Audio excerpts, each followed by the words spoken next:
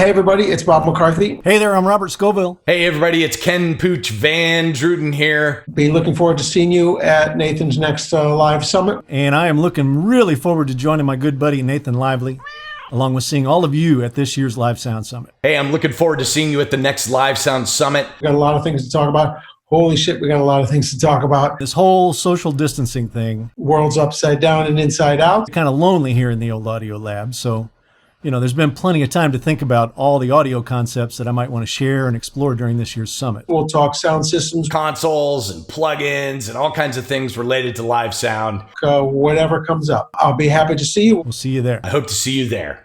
It's going to be a lot of fun, so we'll see you soon. Learn more about Live Sound Summit 2020 at livesoundsummit2020.sounddesignlive.com. Sound Design. The speakers, no matter what you do to them, are never going to be quote-unquote flat. Sound Design. Sound Design Live is produced independently by me, Nathan Lively, in Minneapolis, Minnesota.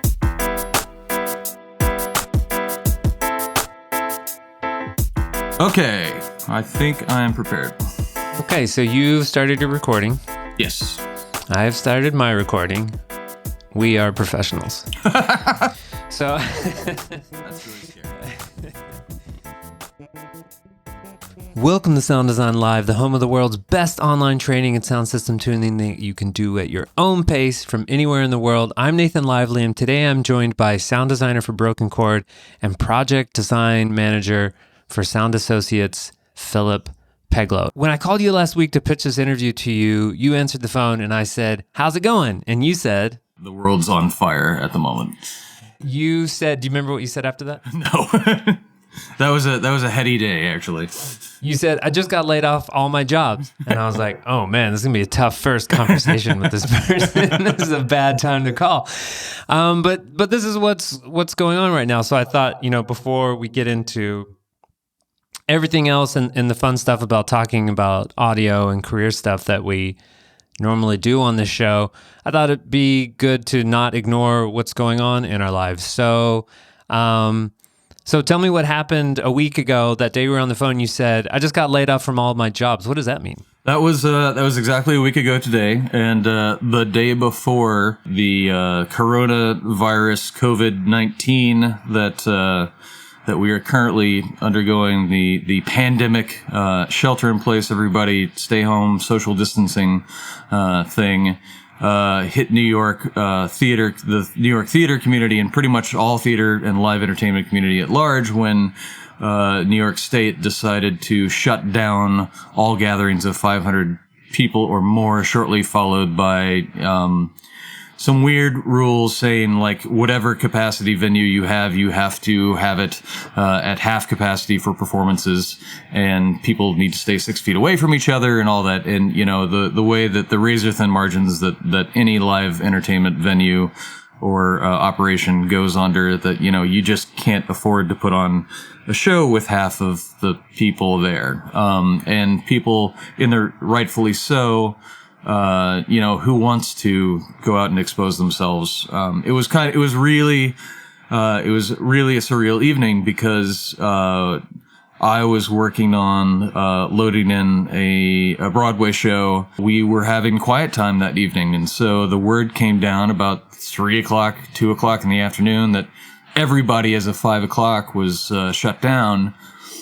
And the big question was, are we still going to have quiet time tonight? Ultimately, the answer was yes. And so for about 4 hours, the 8 of us in that building were the only Broadway stagehands and Broadway personnel working at the time, which was really surreal for a Thursday night in March. Now, consequently, because of that, my life kind of intersects. You mentioned earlier that, my life intersects between sound design and working for Sound Associates. Sound Associates derives 100% of its income from the performing arts. And at that moment, everybody stopped paying their bills at that exact moment. And so for the benefit of all involved, all employees and everyone, Sound Associates said, we're stopping work effective immediately so that people can go and file for unemployment. It was a rather shrewd move, I think, on the behalf of Sound Associates to do that, and I think on the behalf of everybody who was currently employing people in the industries that were affected, because what help they might be able to provide in the short term probably is outweighed by the longer term of the government social security net that the current administration is trying to gut as well as they can. Everybody is pretty much out of work at the moment, and it's rather devastating because it's not like we make a ton of money to begin with, but to take what stability that you do have in your day-to-day life and kind of upend that and say, well, we'll see what happens. Broadway hasn't shut down like this since since September 11th, since 9/11. I was thinking about that. I was in New York in school when that happened, and everything shut down. The big difference was I feel like there was a short time after that, maybe only a couple of weeks, when a lot of celebrities and politicians were imploring people to start going out again. Please participate. Please go to shows. Please go to restaurants. And this is the opposite of that. This is the exact opposite of that. And I keep saying Broadway just because that was the theater that I happened to be in at that moment. But, this affects everybody in the entertainment industry, everybody. And it also has a trickle sideways and up and down effect of affecting, restaurants and parking decks. And, it's just such a far ranging problem right now at the moment that it's kind of selfish to just think about oneself when it's really the service industries are just decimated. There's so many, it's so far ranging. How long can you go without working? What are you thinking about doing in the next couple of months? Have you gotten any word from any of your clients or employers saying, hey, this is temporary, in 1 month, we'll all be back at work? And so you're thinking, it's okay, I have 1 month of money, I should be fine. Like what's kind of going on in your head? I am still working for Sound Associates. At the moment, it is kind of a deferred pay situation. We also have a installation division. And so right now we have 4 or 5 installations that surprisingly have not been halted at the moment. In fact, our New York ones are going strong. Our Connecticut ones are going strong. And the biggest one that we have right now in Florida, they just stopped work until the end of the month yesterday. So, and that's happening because you don't need to congregate with more than 10 people or whatever to get the work done. Correct. Yeah. And I can do the vast majority of that particular job duty from pretty much anywhere I have a laptop and an internet connection. The larger issue of what am I going to do is buffeted by the fact that, for many years we have worked very hard, my wife and I, to set up the rainy day account. Fortunately, my wife is also currently full-time employed by her employer working from home. Okay. And so we do have enough money coming in to eat until bread lines, start and loaves of bread are $6,000. We do have enough money to eat. We do have enough money to pay our mortgage. We don't carry... Aside from student loans, we don't carry a lot of debt otherwise. It's not as concerning for us as a family as it may be for the people who don't have those resources behind them. Especially, I'm seeing a lot of single people on Facebook that live alone and are freelancers that make their living day to day and are legitimately freaking out. And that is worldwide. That is not just in New York. That's not just in the United States. It's worldwide.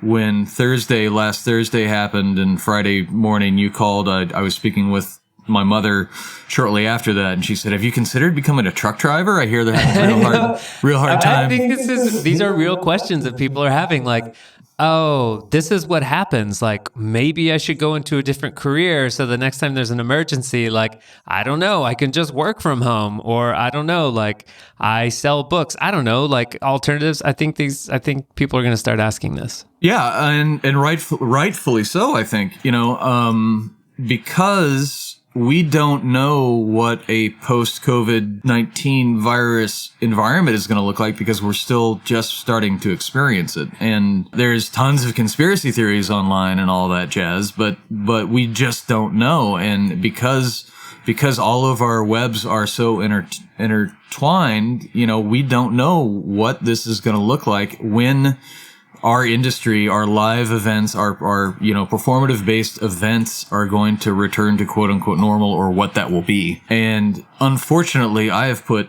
a ton of eggs in this, this industry basket, short of going back to school to get some sort of other accreditation that I'm not even remotely interested in.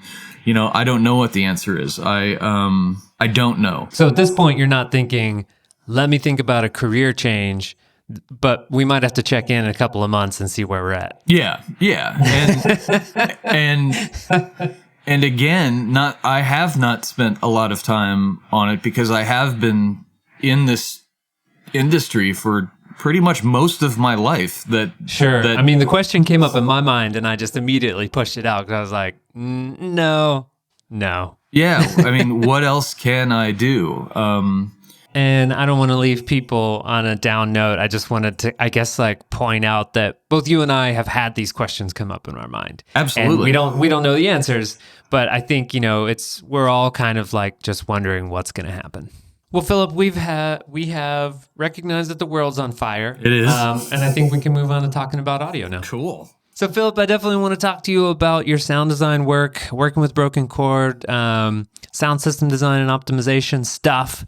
But before we do that, I'd love to know, when you get a new system installed and calibrated in a theater, for example, and you want to give it a test drive, what's maybe one of the first pieces of music that you like to listen to? Money for Nothing by Dire Straits.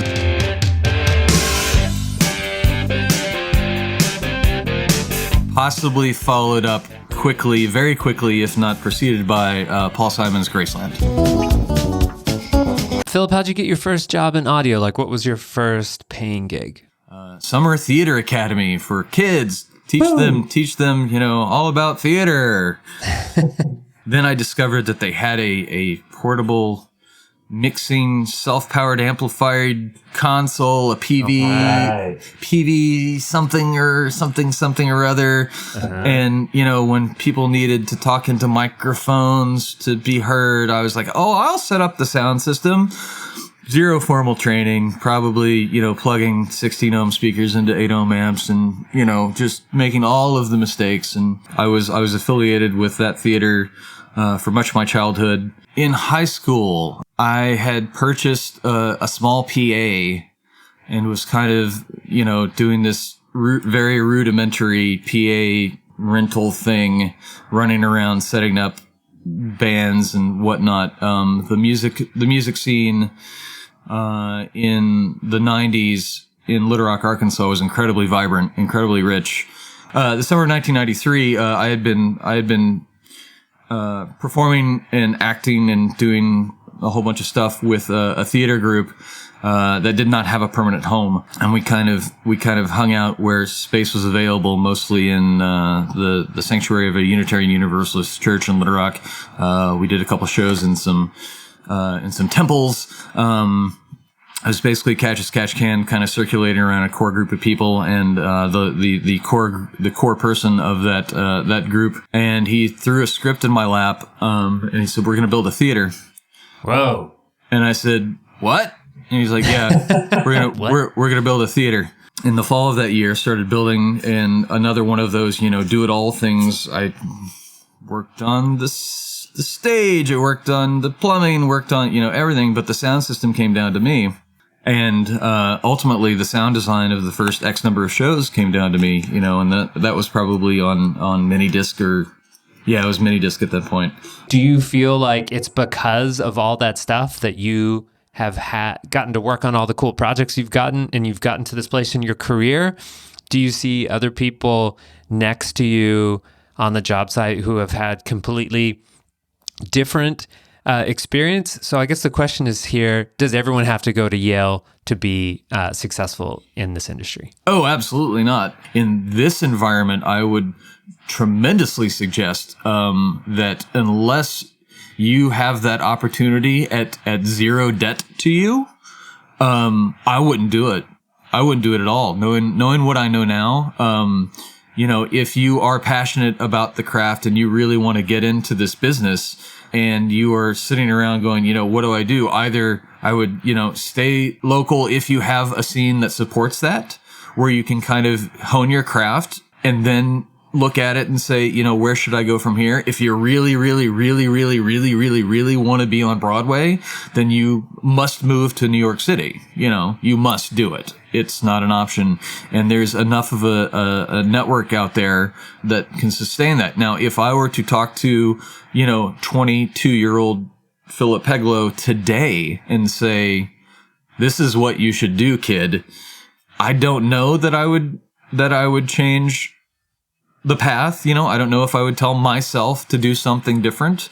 It certainly seems to have worked out okay. There are tons of other paths. You can move to New York and go into the freelancing, the off-Broadway, the off-Broadway scene, the off-Broadway scene. There's actually a really big dearth of talent, in those two respective scenes, also a big dearth of pay, and work your way up. And if you, and you can do that without going into tremendous debt. You might go into debt because you're trying to make a living in New York City or Chicago or, any other major theater town.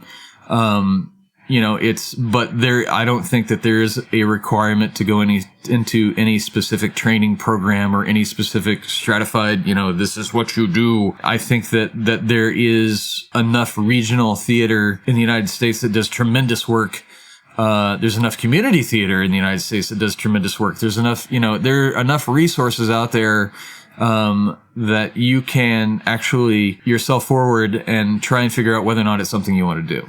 Nobody I know, I haven't turned in a resume to anybody in 15 years, I haven't, nobody, unless they knows that I have a degree, the degrees that I do from where I came from. They only know me as me and the work that I do. And if that work is good, then they're going to hire you. If it's not good, they're not going to hire you.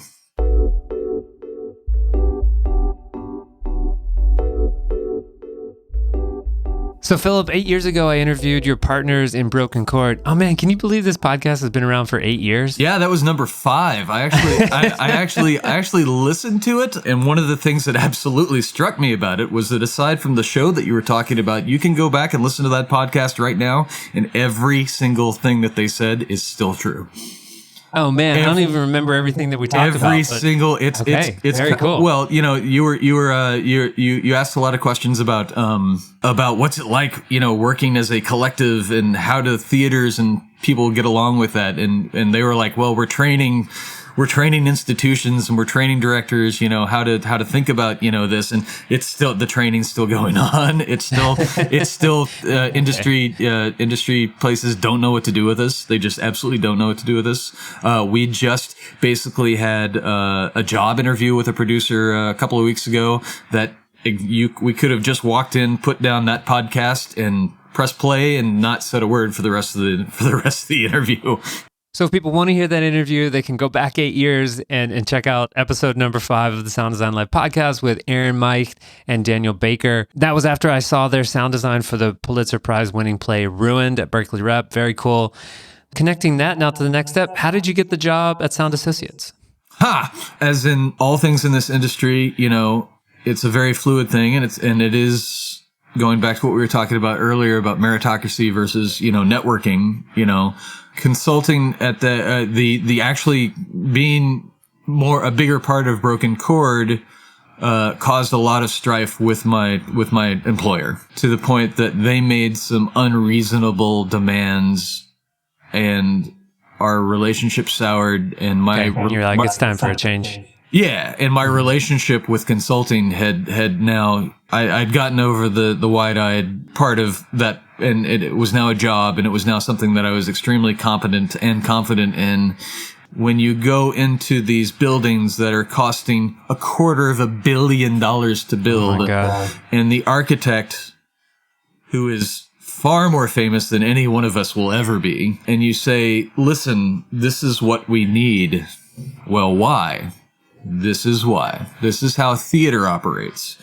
Well, we're trying to create a new paradigm in theater. I can't tell you how many times I heard that kind of language from people. Oh, wow. And I'm guessing that new paradigm doesn't make the physics of audio any different. Doesn't make the physics of theater any different, you know. Damn it. And much like when I had gotten out of theater, you know, the 12 years prior or whatever, I got a call saying, hey, here you're looking to change directions. Finally, I forget what it was, but one day I was at home and I got a call and they're like, hey, and it was Peter, the owner of the company, one of the owners of the company, is like, be in the shop on Monday. I was like, oh, okay. Cool. And that's kind of how it started.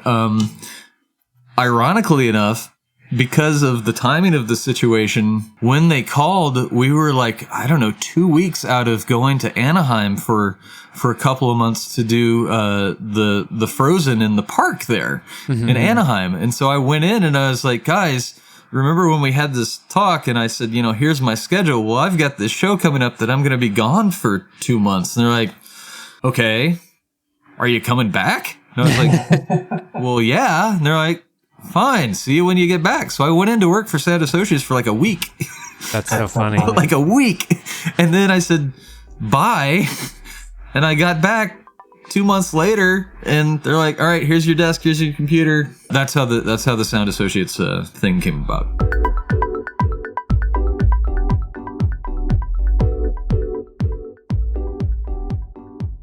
Phillip, I want to talk to you about sound system design and optimization. What are some of the biggest mistakes you see people making out there related to sound system calibration? Over equalization of sound systems.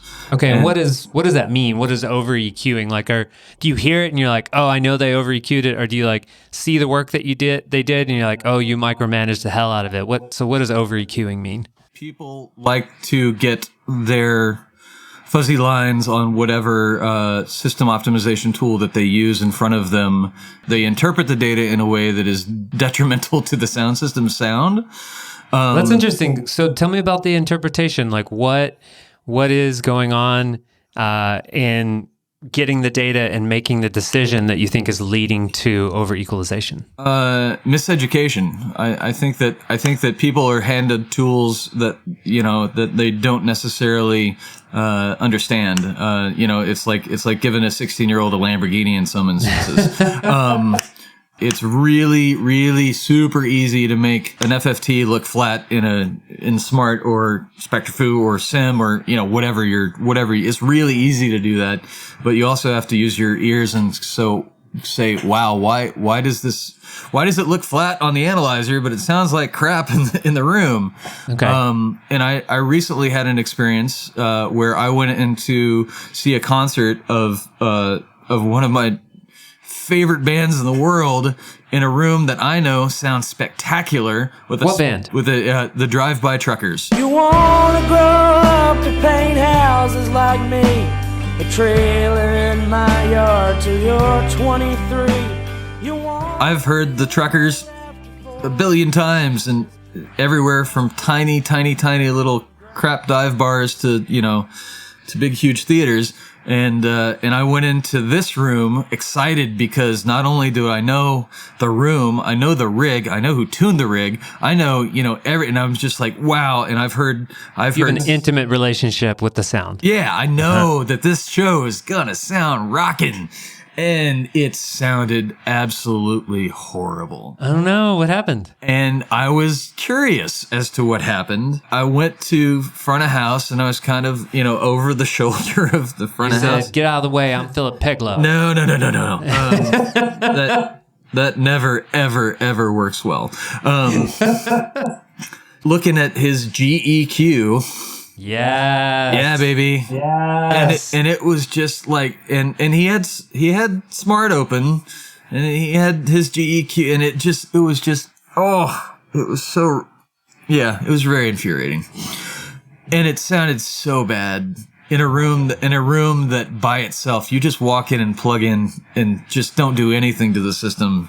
Sounds amazing. I don't want that to happen to me. So teach me how to make good decisions how do I make good EQ decisions? So if we're thinking of a spectrum where way over here is like over EQing and hacking a GEQ to death, and over here is maybe doing nothing, which might be the right choice. And can you give me some guidelines about that? Using your ears first is probably the best piece of advice that I can give. Like, before you put pink noise through anything, go in and play something that you're absolutely intimately familiar with, and start there. I'm going to quote Jamie Anderson, who's one of the owners of Rational Acoustic Smart, and say, if you're making anything more than a 6 dB cut, it's probably time to reevaluate your decisions. If you're going that deep on something, maybe you're looking in the wrong place. If you're making a lot of super narrow, like a GEQ, first of all, don't ever use a GEQ. Just Put that don't thing in do the it. trash. With all due respect to Dave Ratt, don't use a GEQ. I mean, I understand his philosophy behind it, and I can totally get behind that. But if you're doing big system stuff, if you're making narrow cuts, you're probably tuning or trying to optimize for a very specific point in the room that has no bearing on 3 or 4 inches away from that position. If you were sort of to kind of write down your philosophy, it sounds like so far it would include definitely start with listening to content to see what direction you're going to go in before you look at anything on a screen. And second, there's just some guidelines that you keep in mind about inserting filters, which are, filters should not be very deep. So you were talking about 6 dB, and they should also not be very narrow, right? So what else? The speakers, no matter what you do to them, are never going to be quote unquote flat. It doesn't play well with physics. You have to understand that the ideal is making stuff sound good for everybody. That is the ideal. And what the analyzer says should not be the driving force behind your decisions. Interesting. So if the analyzer is not a machine to make the sound system flat and make the sound system good, then what's it for? It's for giving you data to verify what your head thinks. It can give you confirmation that, hey, I'm not crazy. And hopefully, I typically deploy as many microphones as I possibly can, not because it looks cool or we love moving tons of microphones all over the place. But it does look cool. It does when you first start out, and then when you walk into a room and you're just like, oh my God, there's so many, the pain, complexity. complexity. I do it so that I can address tons of different areas within rooms without having to move microphones. Rational Acoustics did a study with some absurd number of references and whatnot, and said that, ultimately the number is 3. You need 3 measurements. Okay, so the analyzer, it sounds to me, is actually a research tool. And it's supporting all of your other tools, including your ears, not replacing them. Yeah, the ears and the brain, I think, are the 2 primary tools. The analyzer is the supporting research data gathering aspect of that. Because you cannot be in more than one place at one time. You can't do it. You're never, ever, ever gonna beat the room. Ever. You're never gonna outsmart the room. Quite literally. The room is the room, and you are just an inhabitant of it. And if you walk into a place with a house guy, and the house guy says, this is what you should do, listen to them.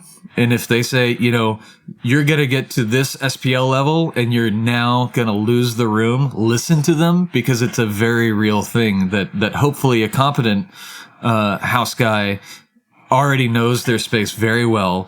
And when they tell you, hey, this is what's going to happen, you can bet your bottom dollar that it's probably going to happen. So, trying to punch your way through with EQ or with, or level or something is really a fool's errand.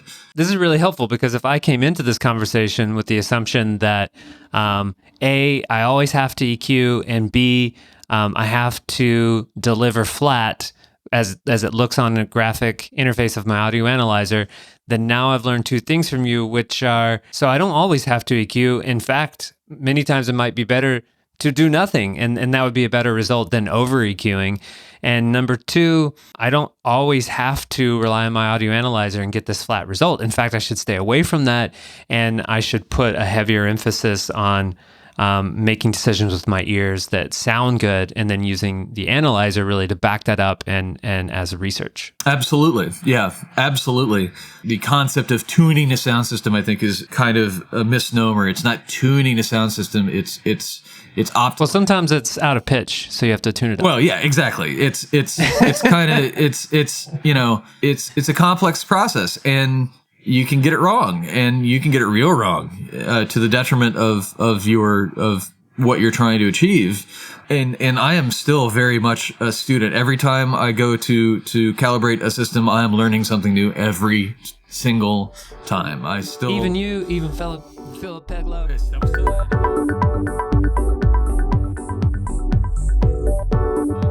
The second part is, and this is going to really make some people out there angry, but if I have 5 minutes... I'm already angry, and I don't even know what you're going to say yet. If I walk into a typical theater style system with bunches and bunches of speakers and delay zones and all of that stuff, and I've only got 5 minutes to get it going, I'm going to delay the system before I do anything else. Now, most other people will tell you, oh, EQ, then delay, EQ, then delay, EQ, then delay, because the EQ that you're doing may add delay to blah, blah, blah, whatever. That's fine. That's great. Except that it sounds really, really, really crappy when your speaker is greatly EQ'd, but you're 45 milliseconds off the time of the mains.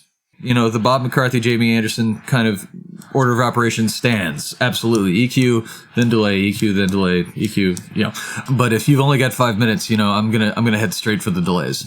I've seen people who don't verify the system. What? To begin with, and that's crazy. And so, what is an unverified system? What's wrong with that? What problems can pop up? In the modern day of line arrays, if you haven't verified your system, you can have a cable connecting two line array elements that's out of polarity. Well, what? But how would I even find that? How do I verify polarity in a line array? It's way up there. There's a bunch of boxes. How do I do that? Well, in the perfect world, each box is on its own circuit. That's very, very, very, very rarely the case, if ever. If you've got a DNB, if you've got a DNB thing doing array processing, you're in good shape. As a consultant, if I'm going in to finalize and punch list and calibrate a system, I've got the time. And I'm going to put a microphone in front of every single element in that room and make sure that every single one of them is... So are you bringing it down to you, or are you going up in a lift? It depends. It depends. If the systems are able to be brought down, yes, we're going down. If they're not... particularly in line arrays, then yes, you have to go up. In point and shoot boxes and point sources, it's a bit easier because you're not working with 50,000 drivers all packed into a small space, so you can sit on the floor and put your mic out and say, all right. If I can solo each box by itself, then I could potentially do that without going up in the air, like just a microphone on the ground, as long as I can still get good signal noise ratio. Otherwise, I'm going to have to go up in the air or bring the array down to me so that I can actually get my microphone in front, close enough to each box to get isolation and just get a measurement from that box. Yes. What does one box that does not have matching polarity with the rest of the array look like on my analyzer when I measure the entire array? Like if I listen to left side and right side, they sound different. Is that also how you find a problem? You measure the left, if you have symmetrical arrays, you measure one array, then you measure the other, and they should measure about the same, and you're looking at the phase trace, or what was it that tipped you off in that occasion? I think you said you heard there was a problem, and you looked at the measurement, and you said there's something going on with the phase trace. Can you talk about how to find that? Because I'd also like to get better at this. Sure. Well, your coherence, if you're in a symmetrical room, which at that point I was not. In this particular instance that we were in, it was not a symmetrical room. But if you're in a symmetrical room with symmetrical arrays, symmetrical, all things supposedly being equal, and you put a microphone dead in the center, and you measure the left and it looks a certain way, and you measure the right and it looks completely different, or not even completely different. But what tipped me off in this instance was what I heard, but also that the coherence in the low mids was wackadoo, was just totally wackadoo. And the coherence is a very good tool, but the coherence was also kind of really scattershot.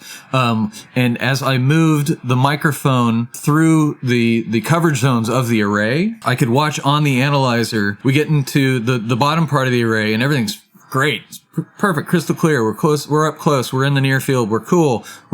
We start going out. The coherence gets a little funky, but wait a second. I just got right here and everything just nosedived. You keep on moving back and oh my gosh, the coherence and the phase trace looks more like the front than it did in the back. Let's go back to this place where things just got wackadoo, where we walked our microphone into this really strange place. And is that acoustics? It doesn't look that way because, acoustics probably aren't going to affect your phase trace to quite that degree that a misaligned driver will instantly go, boom, I'm 180 out of phase. Especially if you're on axis, I guess. Yeah. Yes, on axis. And so, moving your ears and your measurement microphone through the entirety of the array is a good way to help you see that without having to, go up in a lift. I think this is a great way to wrap up this conversation because it goes back to what we were talking about at the very beginning, which is I heard a problem with my ears. I investigated with the analyzer, and that helped me, basically support what I thought I was hearing, figure out the problem, and solve it. Yes, absolutely. I wondered if you would tell us about maybe the biggest or maybe most painful mistake that you've made on the job and what happened after. I was in a situation where I was working in a show where the band was seated very close to the audience. Which happens more often than you care to think about. The director really, really, really liked to sit closer to the band so that she could talk to the music director. And she kept on coming over to me and saying, we need to put more speakers here so that I can hear the actors better. Yeah. And more speakers. And I was trying to explain to her, I said, more speakers aren't going to solve this issue. We need to block out the band, essentially. And she kept, all throughout the process, we need more speakers here. And I kept on trying to reason with her. And I didn't do it. I didn't put up more speakers there. I did increase the volume of the vocals to that particular section where she liked to sit. But she kept on wanting more speakers. And I never worked there again. I never worked in that theater again. Even though I was told that I was given accolades for the work that I'd done, I never worked in that theater again. And I think that the biggest takeaway from that was I just should have put more speakers there. Even if you didn't turn them on. Even if you don't turn them on. Give the client what they want. Exactly. And that is the biggest thing, is that all day long, you can argue that stuff with people, but when the people who sign your checks say, this is what I want, at first you try and have a meaningful dialogue about it, and it just comes down to the fact that they want what they want. If they're signing your checks and you value working in that environment, then just do what they want. And it's as much a psychological issue as it is an audio issue. And always make sure that wherever the producers or director are hanging out underneath the balcony, they can hear everything. Yeah, the money seat. Phillip, I know you probably have a lot of stuff in your work bag. Are there a couple of maybe unique or interesting pieces that you can share with us that you take with you to, installations, calibrations? I think one of the most important things that is always with me is a headlamp. Being able to see in the dark is really crucial, especially without using your hands. So a headlamp is key amongst my arsenal. Ear protection, hearing protection is absolutely essential. Even if you can't afford, to go get custom molds and all that stuff, being able to protect your hearing is paramount if you want to work and stay in this industry at any given point. What is one book that has been immensely helpful to you? Bob McCarthy, Sound System Design and Alignment. Wait, sorry. I've heard that's a good one. You think I should check it out? So if you want to go to high school, you can check out the Yamaha Sound Reinforcement Handbook. If you want to go to college and get a college and master's degree, check out Bob's book. Every time I'm now 4 times through it, and every time I read it, I get another aha. Phillip, where is the best place for people to follow your work? Drop me an email at phillip@aurtist.com. Yes, it's dumb. aurtist.com. PHILLIP. Artists. Yeah, it was so cool when I had that stupid idea. Well, Phillip, thank you so much for joining me on Sound Design Live. Thank you, sir. Sound Design. I want to thank Hausfrau and R Round for the music in today's episode. If you want to find more of their music, you can do that at hausfrau.me and soundcloud.com/rround. That's RROUND. Sound Design Live is supported by Ross, Learn Stage Lighting, John, Scott, Pedro, Rob, Martin, Roadie Free Radio, Joel, Ellis, Jim, Sinqui, Terry, Nicholas, Kuba, Chris, DC Sound Op, and Dave. You can start supporting Sound Design Live today for as little as $1 over at patreon.com/sounddesignlive.